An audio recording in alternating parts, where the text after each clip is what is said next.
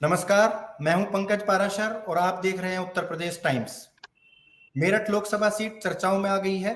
Bharatiya Janata party ने रामानंद सागर के धारावाहिक रामायण में भगवान राम की भूमिका निभाने वाले अरुण गोविल को मैदान में उतार दिया है। मेरठ से 3 बार के सांसद राजेंद्र अग्रवाल का टिकट काट दिया गया है। 2019 में राजेंद्र अग्रवाल हारने से बाल बाल बचे थे। वे उत्तर प्रदेश में मछली शहर के बाद सबसे कम मात्र 4,729 वोटों से जीतने वाले सांसद हैं। अब मेरठ के लोग सोशल मीडिया पर लिख रहे हैं कि रील के राम रावण की ससुराल में चुनाव लड़ने आ गए हैं। अरुण गोविल का मेरठ से पुराना नाता है। वह किशोर अवस्था तक मेरठ में पले बढ़े और पढ़े हैं। अब सीट का मुकाबला कैसा होगा? सपा और बसपा के उम्मीदवार क्या कोई करिश्मा कर पाएंगे? रील के राम पर जनता कितना भरोसा करेगी? इन्हीं सवालों और संभावनाओं पर चर्चा करने के लिए आज हम आपके सामने हैं। हमारे साथ विशेषज्ञों का एक पैनल है जिसमें पुष्पेंद्र कुमार वरिष्ठ राजनीतिक विश्लेषक हैं, मेरठ और पश्चिमी उत्तर प्रदेश की राजनीतिक धड़कन को बखूबी समझते हैं। मेरे साथ हैं डॉक्टर कुलदीप त्यागी, कई राष्ट्रीय अखबारों में करीब 3 दशक की पत्रकारिता का अनुभव रखते हैं, पश्चिमी उत्तर प्रदेश के मामलों के विशेषज्ञ हैं। परवेज अहमद उत्तर प्रदेश टाइम्स के पॉलिटिकल एडिटर हैं और उत्तर प्रदेश की राजनीतिक समझ का बहुत बारीकी से अनुभव परवेज जी को है। तो सवालात और विश्लेषण पर आगे बढ़ने से पहले हम आपको दिखाते हैं मेरठ लोकसभा क्षेत्र से जुड़ी एक रिपोर्ट। मेरठ, इस शहर का नाम सुनते ही 1857 की क्रांति याद आ जाती है। गांधी के नेतृत्व में चले स्वाधीनता आंदोलन के लिहाज से भी ये शहर बड़ा मायने रखता है। गुलाम भारत में कांग्रेस का 1946 में आखिरी अधिवेशन मेरठ में हुआ था। आजाद भारत में पहला चुनाव 1952 में हुआ और मेरठ को संसदीय क्षेत्र बनाया गया। पहले आम चुनाव में कांग्रेस ने आजाद हिंद फौज के कप्तान शाहनवाज खान को उम्मीदवार बनाया। वो 4 बार मेरठ के सांसद रहे थे। नए परिसीमन के बाद भाजपा के राजेंद्र अग्रवाल लगातार 2009, 2014, 2019 में चुनाव जीते हैं। इस संसदीय क्षेत्र में हापुड़ जिले की हापुड़ सदर और मेरठ की किठौड़, मेरठ कैंट, मेरठ सदर और मेरठ दक्षिणी विधानसभा सीट शामिल हैं। इनमें 3 सीट हापुड़ सदर, मेरठ कैंट और मेरठ दक्षिण भाजपा के पास है। मेरठ सदर और किठौड़ से समाजवादी पार्टी के विधायक हैं। इस सीट से 1980 और 1984 में कांग्रेस की मोहसिना किदवई चुनाव जीती थी। वो यहाँ की एकमात्र महिला सांसद रही हैं। ये मुस्लिम, दलित और जाट बहुल संसदीय सीट है। अगर जातिगत समीकरण देखें तो मुस्लिम 23%, दलित 22%, जाट 15%, ब्राह्मण 8%, बनिया और राजपूत 5-5%, गुज्जर, कहार, माली, सेनी और काची 3-3% है। अन्य छोटी जातियां 4% हैं। मेरा पहला सवाल पुष्पेंद्र कुमार जी से होगा। पुष्पेंद्र जी, राजेंद्र 3 बार के सांसद हैं। वे 2009 में तब चुनाव जीते थे जब भारतीय जनता पार्टी उत्तर प्रदेश में कोई खास परफॉर्म नहीं कर पाई थी, नरेंद्र मोदी की लहर भी नहीं थी और राजेंद्र अग्रवाल ने कोई छोटे मोटे नेताओं को नहीं हराया। उन्होंने मलूक नागर, हाजी शाहिद अखलाक, याकूब कुरैशी जैसे दिग्गज नेताओं को पराजित किया 3 चुनावों में। 2022 के लोकसभा 2022 के विधानसभा चुनाव की भी अगर बात करें तो भाजपा का परफॉर्मेंस जो है कोई खराब नहीं रहा। 5 संसदीय क्षेत्रों में से 3 भारतीय जनता पार्टी के खाते में सीट गई। इस बार ऐसा क्या हुआ कि यकायक भारतीय जनता पार्टी ने राजेंद्र अग्रवाल का पत्ता काट दिया? देखिए, दरअसल आमतौर पर हम जिन राजनीतिक दलों को देखते हैं या देखते रहे हैं, उसमें हमें यह बात स्वीकार करनी पड़ेगी कि भारतीय जनता पार्टी का राजनीतिक संगठन और उसकी विचार, ये दोनों ही चीज वेल ऑयल्ड मशीनरी हैं। जिसे कह सकते हैं कि वो कभी भी निष्क्रिय नहीं होते।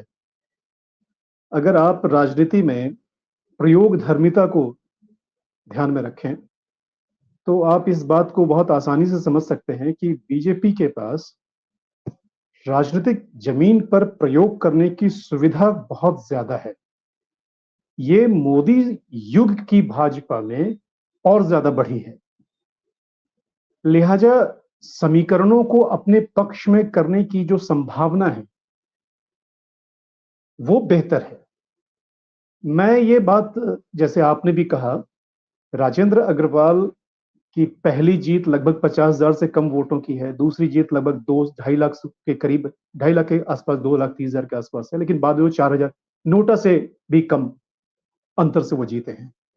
इस बारे में कोई दो राय नहीं है। देखिए, अगर लोकतांत्रिक प्रवृत्ति या प्रणाली के तरीके से भी देखें तो निश्चित रूप में 3 बार लगातार सांसद मेरठ से हैं राजेंद्र अग्रवाल, और जिस प्रकार के परिस्थितियां हैं उसमें जैसा चुनाव इस बार इंडी गठबंधन लड़ रहा है, इतने कम वोटों से अंतर पर वो सीट, मेरठ की सीट पर्टिकुलरली, निश्चित रूप से एक जोखिम में तो हो ही गई थी। लेकिन बीजेपी को इस बार यह प्रयोग करने या यह साहस करने की संभावना इसलिए मिली है क्योंकि इसमें रालोद का, जयंत चौधरी की पार्टी का बीजेपी के साथ में अलायंस होने की वजह से वो इन्हें फुट स्पेस मिला है कि वे बेहतर संभावना के साथ या बेहतर तैयारी के साथ लोकसभा चुनाव में जा रहे हैं।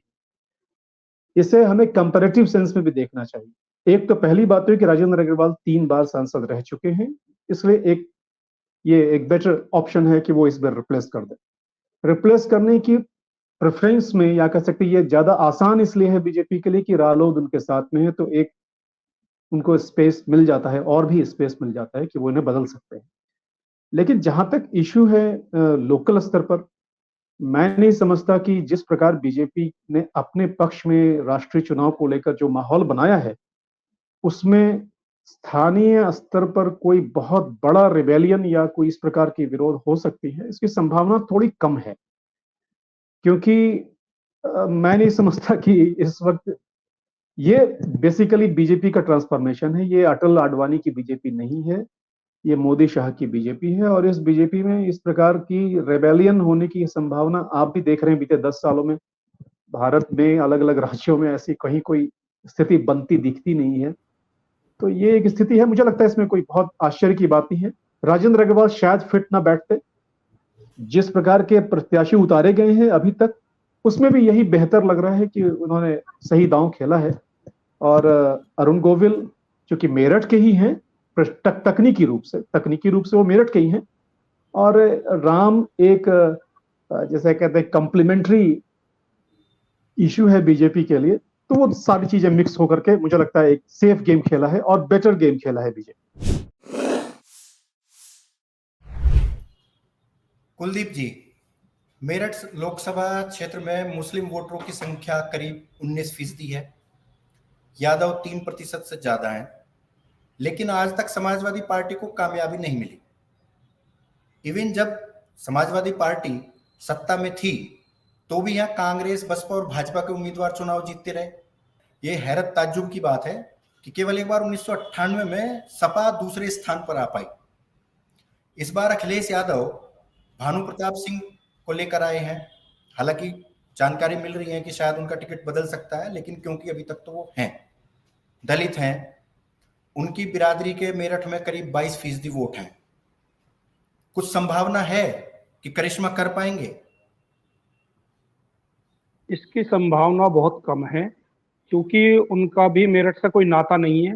बुलंदशहर के वो रहने वाले हैं, सुप्रीम कोर्ट में दिल्ली में प्रैक्टिस करते हैं, और उनका निवास स्थान साहिबाबाद के राजेंद्र नगर में है। अभी वो टिकट घोषित होने के बाद केवल मेरठ एक बार आए हैं, और उसमें भी विवादों में रहे। उनके साथ के लिए सपा का कोई भी वरिष्ठ नेता मौके पर नहीं पहुंचा। इससे लगता है कि ये चुनाव उनके लिए आसान नहीं रहने वाला है। और जैसा कि आप कह रहे हैं कि उनका टिकट बदले जाने की संभावनाएं हैं, ये तो केवल मेरठ ही नहीं, सपा के लिए हर सीट पर ये घमासान की स्थिति बन रही है कि रामपुर है, मुरादाबाद है, कि टिकट रिप्लेस किए जा रहे हैं। बिजनौर में भी यही स्थिति बनी है, तो मेरठ में भी अगर टिकट रिप्लेस हो जाए तो ये कोई बड़ी बात नहीं। कुलदीप भाई, ये बात है, जैसे अभी पुष्पेंद्र जी ने अपने कमेंट में एक बात जोड़ दी कि टेक्निकली अरुण गोविल मेरठ से ताल्लुक रखते हैं, लेकिन कल जब वो आए मेरठ तो मैंने जो हमारे मीडिया के साथी लोग थे, उनका एक क्वेश्चन था, उसके ऊपर बहुत ज्यादा सभी लोग प्रेशराइज कर रहे थे कि आप क्या मेरठ में रहेंगे, आप मेरठ को क्या जानते हैं, मेरठ के मुद्दों को क्या आप पहचानते हैं। तो कहीं ना कहीं क्या मेरठ के लोगों में इस बात को लेकर कोई शंका है कि अरुण गोविल आए हैं तो रहेंगे कि नहीं रहेंगे? देखिए, इस बार का जो चुनाव है ना, अभी तक ऐसी कोई लहर नहीं दिखाई दे रही, बड़ा साइलेंट चुनाव है। या ये कहें कि अभी नामांकन प्रक्रिया कल से शुरू हो गई मेरठ में, तो इसके बाद थोड़ा सा धूम मचेगी चुनाव की। लेकिन ये सवाल मीडिया के हमारे साथियों ने उनसे किया था कि आप मेरठ में रहेंगे, तो उन्होंने उसका एक जवाब दिया कि यह समय बताएगा। अब समय क्या बताएगा कि पुराने टाइम में 1999 में यहाँ से कांग्रेस से अवतार सिंह भड़ाना चुनाव जीते थे। चुनाव जीतने के बाद वो मेरठ से एकाएक गायब हो गए। पूरे 5 साल तक यहाँ की जनता उन्हें ढूंढती रही।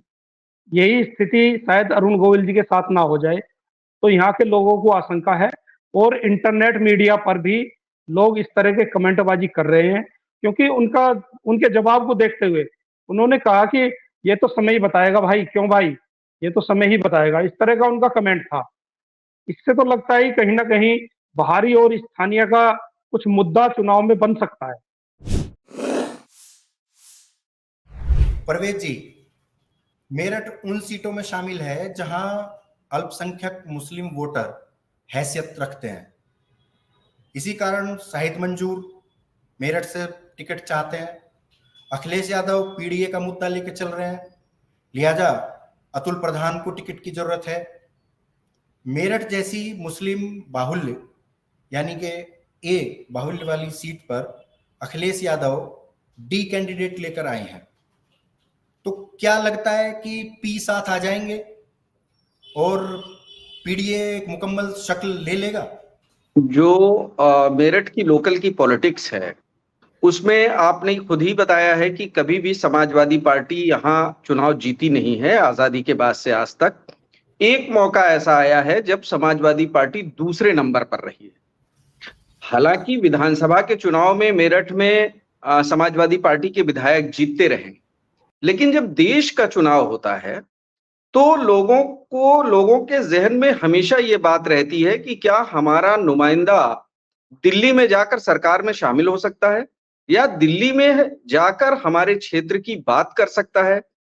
तब वो ये पाता है कि समाजवादी पार्टी अभी उस स्थिति में नहीं है कि केंद्र की सरकार में जाकर हिस्सेदारी कर पाएगी।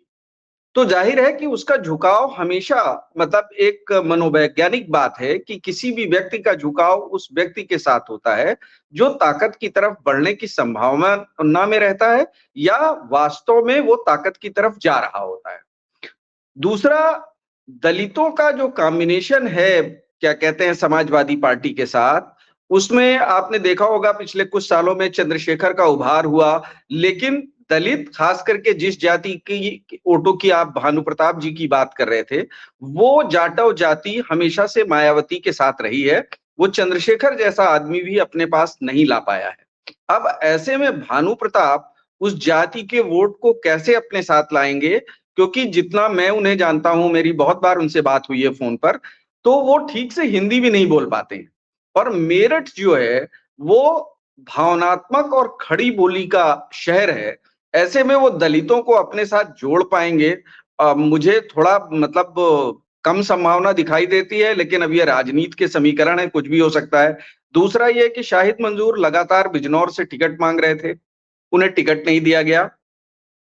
सपा के जो लोकल शहर के विधायक हैं वो लगातार एक दलित के लिए पैरवी कर रहे थे, अखिलेश यादव ने उन्हें टिकट नहीं दिया।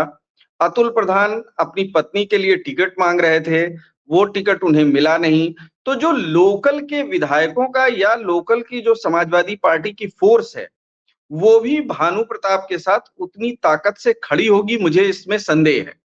दूसरी बात, अगर समाजवादी पार्टी, जिस तरह की चर्चाएं हैं, जो आप भी कह रहे हैं, हम भी लखनऊ में महसूस करते हैं कि बहुत प्रेशर है मेरठ का टिकट बदलने के लिए समाजवादी पार्टी के ऊपर, तो उनके पास विकल्प क्या है?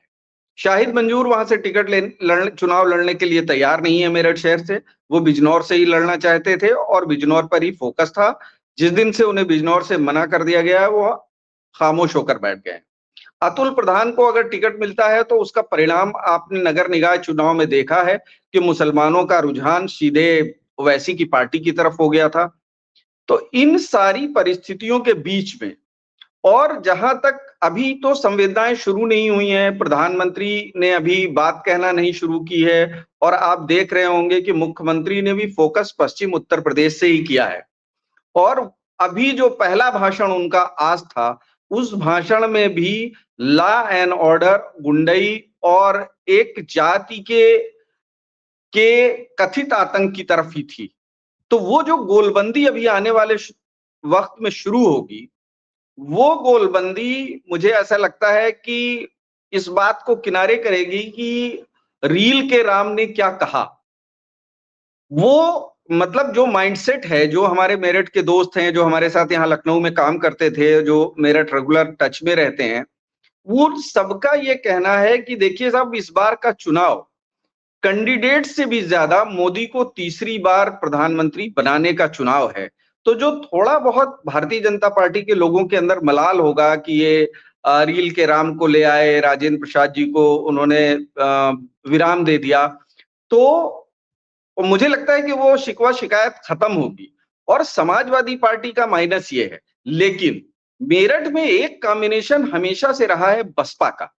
अगर बहुजन समाज पार्टी का कैंडिडेट, हालांकि उन्होंने देवव्रत त्यागी जी को बसपा ने कैंडिडेट दिया है, अगर ये दलितों और मुसलमानों का कोई समीकरण बनाकर अपने समाज का भी कुछ वोट ला पाते हैं, तो एक नए तरीके का चुनाव मेरठ में दिखाई देगा आने वाले समय में। नामांकन की प्रक्रिया के बाद धीरे धीरे बढ़ेगा, लेकिन अभी जो परिस्थितियां दिख रही हैं मुझे, उसमें तो मुझे भारतीय जनता पार्टी और बीएसपी की संभावनाएं ज्यादा, और उसके नीचे कहीं चलती। मैं पुष्पेंद्र जी के पास आऊंगा। जैसा परवेज जी ने स्पष्ट किया कि समाजवादी पार्टी तो तीसरे नंबर पर जा सकती है। पिछले दो जवाबों में छोटा छोटा जवाब आया। मैं दोनों सवालों को कनेक्ट करके एक पूरा मुकम्मल सवाल पूछता हूं।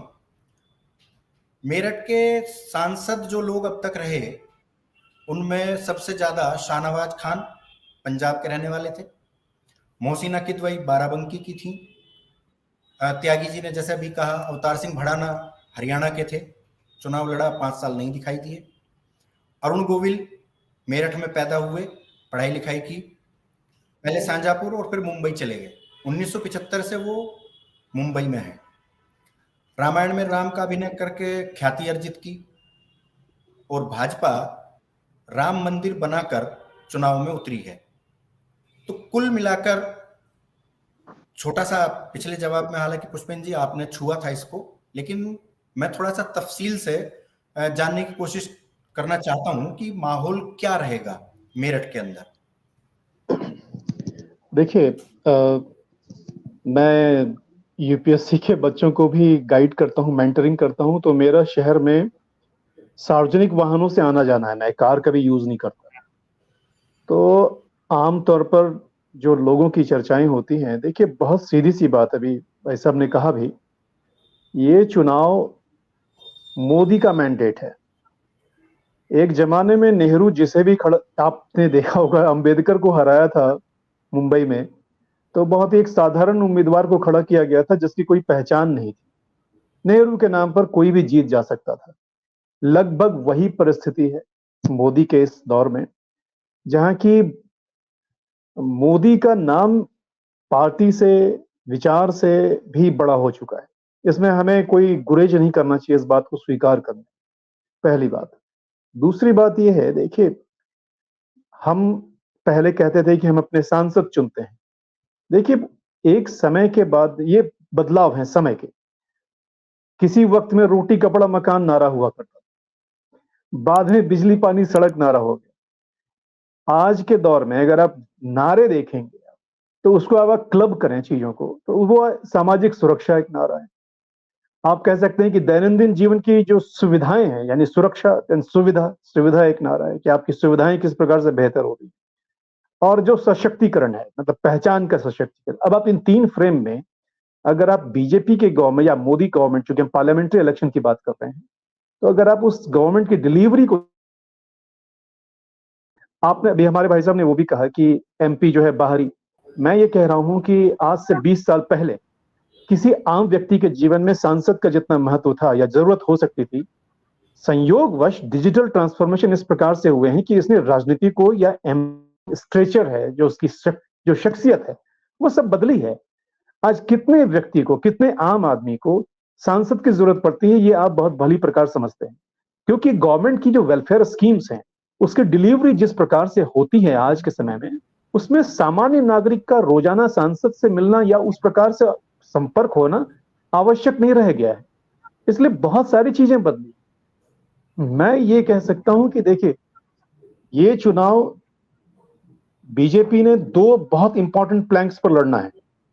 एक तरफ वो विकास के गतिविधियां या वो डेवलपमेंट सभी सरकारें करती है, लेकिन महत्वपूर्ण ये है कि वो डेवलपमेंट जिसे एक व्यक्ति अपने जीवन में अनुभव कर सके। मैं बहुत दावे से कह सकता हूं कि हम अपने जीवन में हो रहे, मैं अपनी निजी बात कह रहा हूं, कि अपने जीवन में हो रहे बदलाव को हम अनुभव कर सकते हैं, जो दिखाई दे रहे हैं, तो वो बदलाव हैं, इसमें कोई दो राय नहीं। दूसरी ओर है एक दूसरा पैकेज जो है कि सांस्कृतिक मुद्दा या विचारधारा जो बीजेपी के सांस्कृतिक राष्ट्रवाद का मुद्दा है। यदि आप सांस्कृतिक राष्ट्रवाद से जुड़े हुए लोग से आप जुड़ाव आपका ज्यादा है, तो then you will have the option, आपके पास में एक विकल्प है कि आप बीजेपी चुन लें। बीजेपी चुनने में कोई दिक्कत नहीं है उस ऐसे लोगों को। जिन लोगों को सांस्कृतिक राष्ट्रवाद के तथाकथित हिंदुत्व के मुद्दे से थोड़ी परहेज है या दूरी है, वे डेवलपमेंट के सेक्टर में हो रहे बदलाव और उसके अनुभवों से अपने को जोड़ सकते हैं कि नहीं, ये बदलाव तो हो रहे हैं, सरकार अच्छा काम। मैं बहुत सिंपल सा प्रश्न करता हूं, मैं ही एक प्रश्न करता हूं, आप ऐसे कितने लोगों से आप मिल पाएंगे जो ये कहें कि मोदी ने काम तो ठीक किया है लेकिन हम इसे नहीं चुनेंगे? ये बहुत कम लोग होंगे ऐसे। आप देखें, आप लोग ये मानते हैं कि नहीं बदलाव हो रहे हैं, काम किया है मोदी सरकार ने, और जनता का जनादेश बेसिकली मोदी सरकार के लिए है। सांसद कौन है ये बीजेपी के अपने कुछ स्थानीय जो इक्वेशंस हैं उसके आधार पर तय करती है, लेकिन मूल रूप से हमें मान लेना पड़ेगा कि ये चुनाव एक बार फिर से, मैं ये कह रहा हूं एक बार फिर से मोदी का ही चुनाव है। जितने भी दूसरे मुद्दे और दूसरे समीकरण हैं वे सब गौण ही रहेंगे। बेसिक आइडिया यही है इस चुनाव में 2024। ये बात सही है, ऐसी तमाम सीटें हैं जहां लोकल सांसद से लोग खुश नहीं हैं, लेकिन बात वही घूम के आती है कि भाई वोट दे किसे, क्योंकि उनको तो मोदी को वोट देना है, तो इसलिए उनके मन में तुरंत ये बात आती है कि जब मोदी को वोट देना है तो ठीक है यार, अवॉइड करो कैंडिडेट कोई भी हो, वोट देना है मोदी को देना है। ये बात सही है। तो डॉक्टर त्यागी, आप ही की बिरादरी से ताल्लुक रखते हैं देवव्रत त्यागी, हालांकि आपकी बिरादरी तो पत्रकार है। मायावती ने उन्हें मैदान में उतार दिया है। हम लगातार सुन रहे थे, अभी भी ये बातें आती हैं कई बार चर्चाओं में कि बहुजन समाज पार्टी भारतीय जनता पार्टी की बी पार्टी के तौर पर काम कर रही है, और एक ऐसे दिए जा रहे हैं बसपा की तरफ से जो समाजवादी पार्टी को नुकसान पहुंचाए और भाजपा को फायदा पहुंचाए। लेकिन मेरठ का जो बसपा का कैंडिडेट है वो तो राम की राह में कांटे बो सकता है। बिल्कुल, अभी तक तो ऐसा ही होता दिखाई दे रहा है, क्योंकि राजनीति में हिस्सेदारी को लेकर त्यागी समाज भाजपा से नाराज है। श्री राम मंदिर आंदोलन से पहले भाजपा को कांग्रेस का एक तरह से कैडर वोटर समझा जाता था त्यागियों को।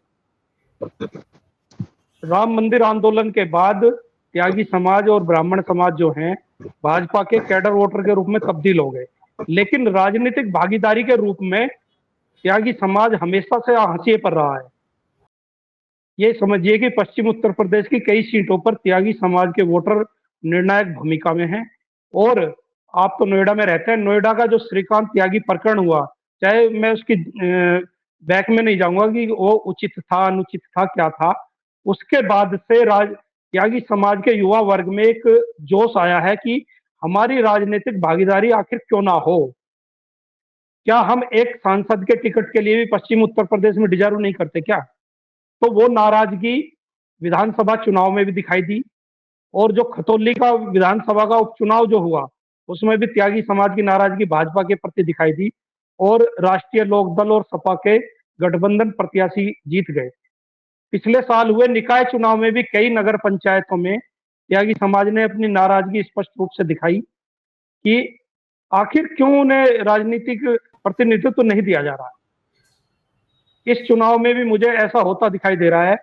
अगर 50% वोट भी त्यागी समाज का अब बसपा के साथ चला गया तो इसका सीधा सीधा नुकसान भारतीय जनता पार्टी के उम्मीदवार को होगा, और ऐसा युवा वर्ग की जो भागीदारी हो रही है, चाहे मुजफ्फरनगर में एक निर्दलीय सुनील त्यागी चुनाव लड़ रहे हैं, आप जानते भी हैं श्रीकांत त्यागी प्रकरण के बाद चर्चा में आए थे मांगेराम त्यागी, उन्होंने एक अपना संगठन बनाया है, और उसके बैनर तले बिजनौर में भी एक समाजवादी पार्टी के नेता है बॉबी त्यागी, वो भी निर्दलीय, आज उन्होंने भी अपना नामांकन पत्र दाखिल किया है।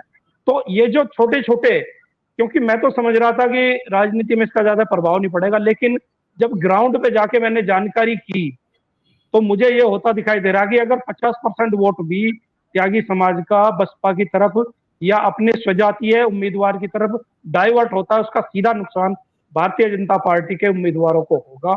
वो मेरठ में भी होगा, मुजफ्फरनगर में भी। जी, इस तरफ ध्यान देना पड़ेगा रणनीतिकारों को।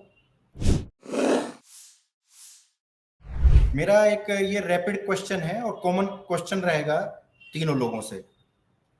एक सामान्य मूल धारणा है पुष्पेंद्र जी कि मुसलमान भाजपा को वोट नहीं देता। अब पिछले 10 वर्षों से मोदी, पिछले 6 वर्षों से योगी केंद्र और राज्य में सरकारें चला रहे हैं, तो इस चुनाव में क्या लगता है कि मुस्लिम भाजपा की तरफ रुख करेगा, और करेगा तो वो नंबर कितना हो सकता है पुष्पेंद्र जी? देखिए, आदर्श बातें करना बहुत आसान है, लेकिन जिसे रियल पॉलिटिक कहते हैं वो ऐसा कहने के लिए ये बेईमानी होगी कहना। मैं इसका आंसर देने से पहले एक बात और जोड़ देता हूं, वो उसको पुष्ट कर देगा। देखिए, भारतीय राजनीति में मुस्लिम वोटर्स देखिए, माफ कीजिएगा मैं कह रहा हूं, नाम के साथ पहचान है उसमें जुड़ी हुई, लेकिन फिर भी मुस्लिम वोटर्स हमेशा मुस्लिम होते हैं और उनकी पहचान, राजनीतिक पहचान स्पष्ट है। जब दूसरी बात जो है वो महत्वपूर्ण यह है कि राजनीतिक खलबली जो आज के दौर में है वो ये है कि मुस्लिम वोटर्स तो अपनी जगह पर वो है ही जहां हैं, बेसिकली हिंदू वोटर्स अधिक हिंदू हो रहे हैं, ये एक नई चीज। ऐसे में आप इस बात की बिल्कुल भी उम्मीद नहीं कर सकते कि बीजेपी को समावेशी वोट मिलेंगे जहां तक रिलीजन रिलेटेड एस्पेक्ट्स हैं। बीजेपी को मुस्लिम वोट पहले भी नहीं मिलते थे, जो मिलते हैं वो बहुत ही गौण हैं और निजी संपर्कों पर मिलते हैं, इसके अतिरिक्त वोट मिलता नहीं है। आप विधानसभा वार देख लें, गांव वार देख लें, वोट पता है ज्यादा नहीं मिलने हैं। लाभार्थी बहुत हैं मुस्लिम समुदाय में, जिन्हों को प्रधानमंत्री के या केंद्र सरकार की और राज्य सरकार की योजनाओं का लाभ मिल रहा है, उसमें कोई भेदभाव भी नहीं है। मैं ये भी नहीं कह सकता कि भेदभाव होता है, सब लाभ मिलता है जो भी लाभार्थी वर्ग के पात्रता रखते हैं, लेकिन वोट मिलेगा, मैं इससे सहमत नहीं हूं।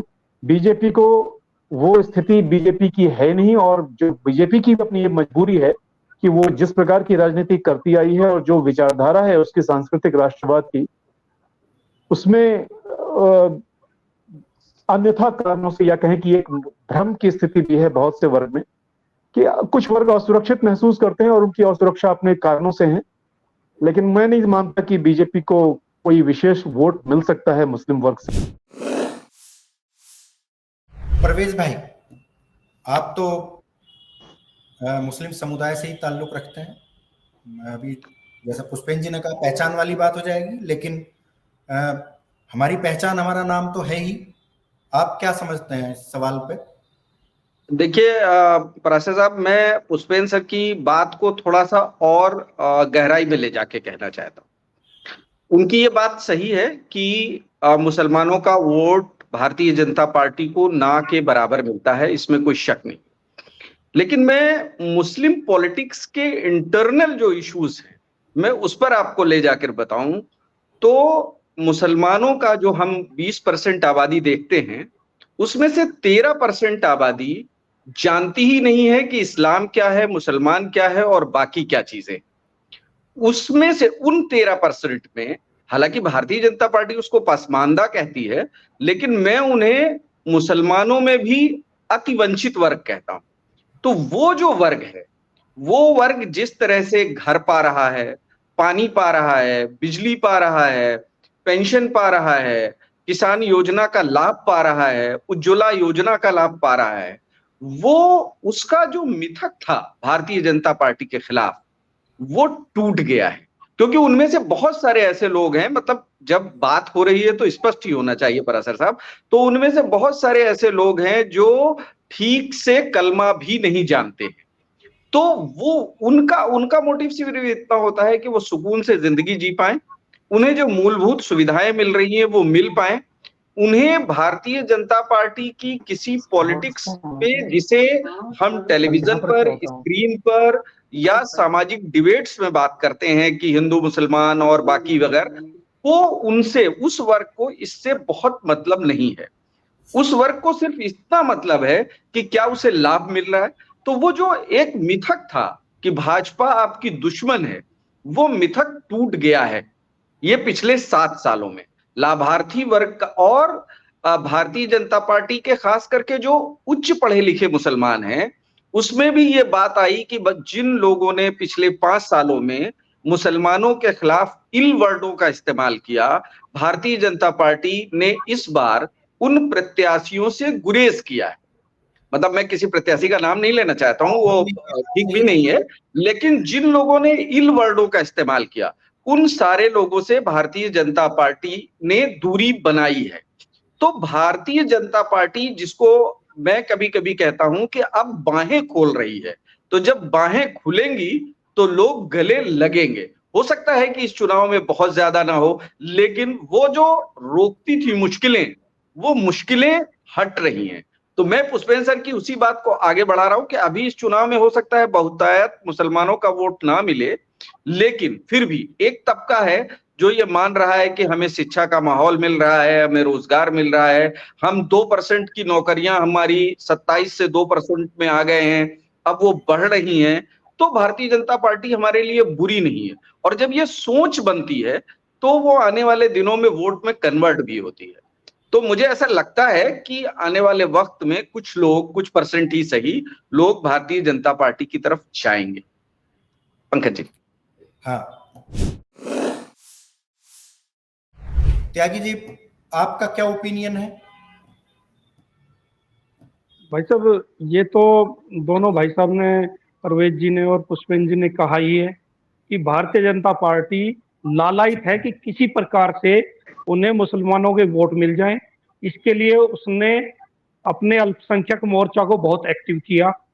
उनको तमाम जो पसमानदा वर्ग, जो परवेज जी भाई साहब ने बताया, वो पश्चिमी उत्तर प्रदेश में बहुतायत में है तो पूरे उत्तर प्रदेश में ही, लेकिन पश्चिमी उत्तर प्रदेश में भी उनकी संख्या कम नहीं है।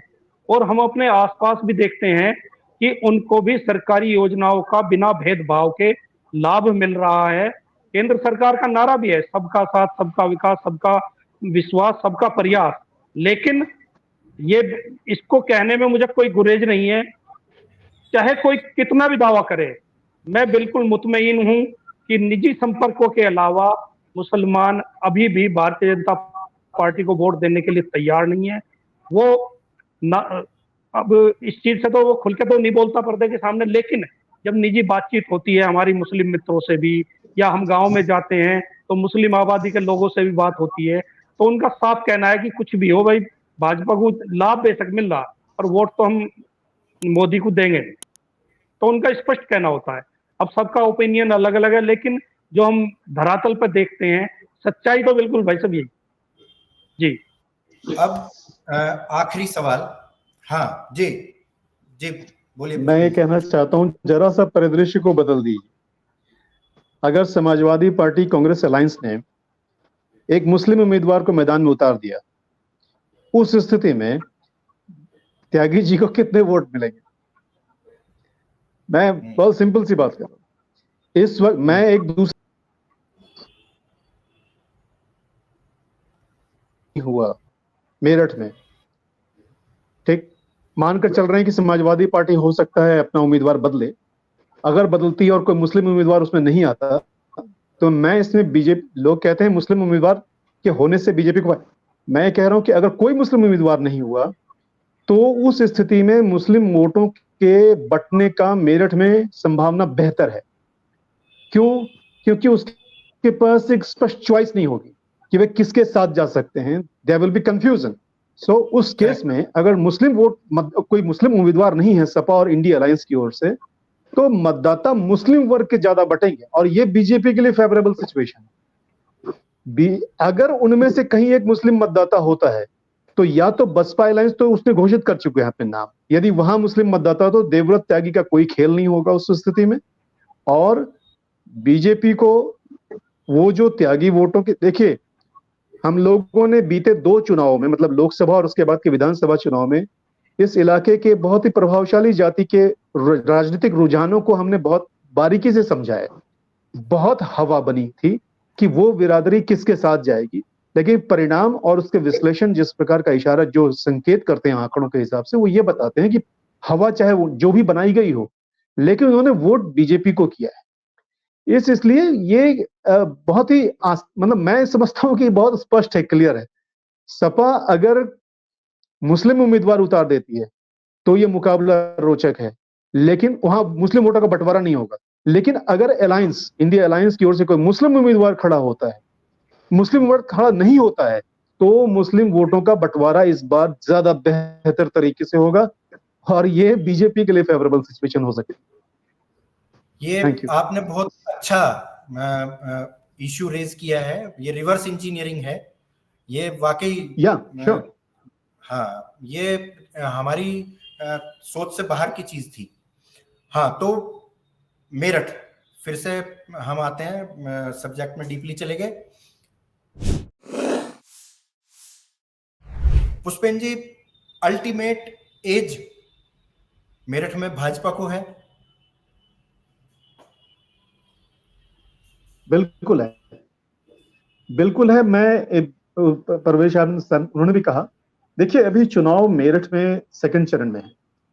मैं आपको एक अपना रियल एक्सपीरियंस बता दूं, कुलदीप जी भी मेरे साथ उस सभा में मौजूद थे जिसकी मैं बात कर रहा हूं। 2014 के आम चुनाव की शुरुआत भी प्रधानमंत्री मोदी ने मेरठ की जनसभा से की थी, जिसमें मैं और कुलदीप जी भी शामिल हुए थे। वो एक ऐसा चुनाव था जिसमें कि बहुत सारे लोगों ने ये कहा कि बहुत भीड़ नहीं है, जबकि हमें भीड़ दिखाई दे रही थी। वो आपके पूर्वाग्रह हो सकते हैं, आप समर्थक हैं, विरोधी हैं, उस आधार बहुत चीजों का मूल्यांकन करते हैं।